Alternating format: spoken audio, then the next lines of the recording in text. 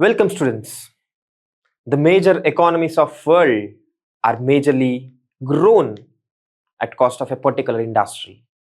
Over decades, the fastest growth could be attributed to that particular industry, but again, the countries like India, impoverished due to the forex reserves outflow, and it's also due to this particular industry.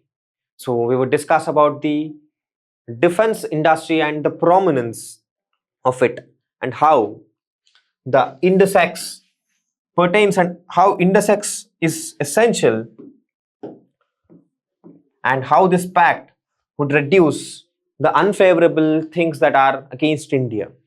Okay, so if you look at the defense industry, maybe US, maybe Russia, these countries have grown clearly almost 15 times the older growth just because of the defense equipment exports during World War, and it continued even during the Cold War era post-independence for at least 5 decades, where countries like India have been importing their defense equipment largely, and that has drained their exports balance, and that has drained their forex reserves as well.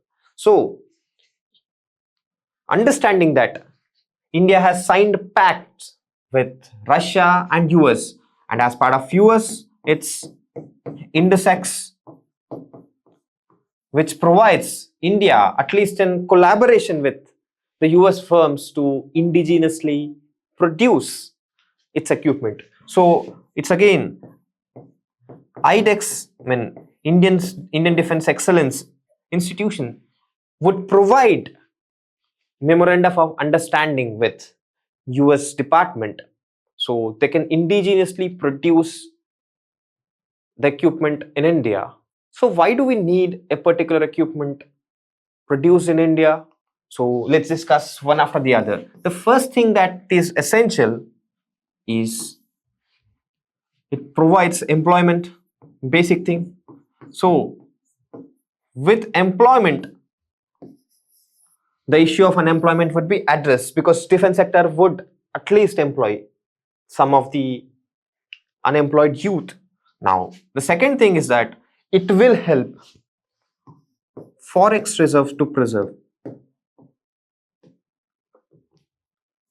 Now, the third thing that is essential, and this is more important than the first two ones.